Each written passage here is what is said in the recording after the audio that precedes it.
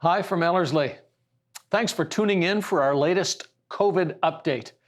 3 things today, very briefly. Number 1, I'd like to thank you. Number 2, I'd like to inform you.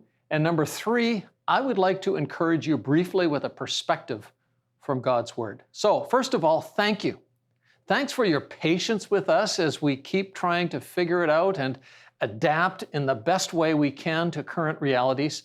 I don't want to make light of or minimize in any way the long-term effects for those who have contracted the virus, but to some degree, I think we are all COVID long haulers.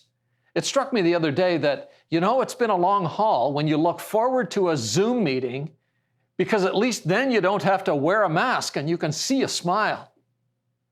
So thanks for your patience. And also for your support and encouragement. You don't know how much an email or a phone call means. We long to be together just like you, and when you connect with us, it makes us feel like we're partners in this together. Thanks also for doing what you can to work with us and help each other stay connected to Jesus and connected to each other. Thank you for informing us of what's going on with yourself or with others. We all need to keep doing everything we can to stay connected. Will you keep helping us?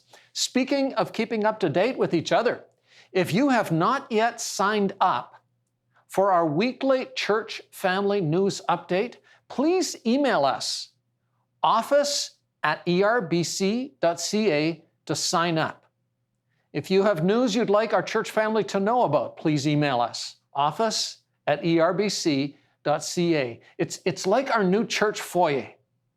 Now, second, some information. As we begin thinking about regathering, we can't say yet when that will be or precisely what it will look like. We want you to know about several of the factors that we are taking into consideration as we plan for regathering.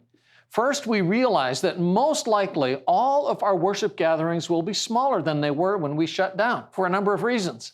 We know that full recovery won't be instant, and fully normal weekly gathering will certainly not be wise. And so we're asking the question, how many services will we have? Number 2, one of the big reasons gathered groups will be smaller is that many people will not yet be comfortable, especially until after most people receive a vaccine. And so we're committed to maintaining a strong online community for both traditions and renew worship services. Number 3, any regathering will still involve safety measures like social distancing and mask wearing. The virus will not be gone anytime soon, and we want to help each other continue to protect each other even as we gather. Number 4, we also would like some confidence that once we regather, we won't have to walk it back again. Every time we stop, it becomes more disappointing than the last. And number 5, at this point, given our understanding regarding the stages of reopening in our province and the unknown risk of transmission of some of the variants, we are projecting that the earliest we will be able to implement regathering for worship will be sometime in April. If you have any further questions or observations or suggestions you'd like us to consider, please email us at office@erbc.ca. And finally, a word of encouragement from God's Word. Psalm 17 was one of those psalms that David wrote during his cave time, running from Saul. David spent a lot of time in the darkness of a cave.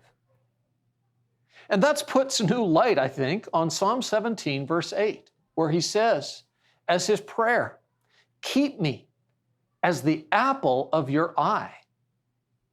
Hide me in the shadow of your wings." What struck me as I read that recently is that David, sitting in the darkness of the cave, is actually allowing his trust in God to be strengthened, his perspective on God's care of him to be broadened. Oh, sure, he longs to be at the place of worship. He says that several times in the Psalms, but at the same time, he sees God for him in a whole new light. Here he is in the darkness where Saul can't see him, and he says, God, I know you still see me. Please keep me as the apple of your eye. I know even in the darkness, you see me, and even here in the darkness, I want to act like who I am in your eyes, the apple of your eye. Hide me in the shadow of your wings. Do you see what David is doing with his own mind? He's helping his mind look at the darkness, the shadows he is in a whole different way. I am going to look at this darkness, he says, this shade as the shadow of your wings which are protecting me. These four walls can feel really confining at times, can't they? I'm praying that because in Jesus we know that we are the apple of his eye, we will see even these four walls we're in as the shadow, the protection of God's wings for us. May God bless you with an awareness of how lovingly his son Jesus sees you today and how fully his Spirit is with you where you are today. God bless you.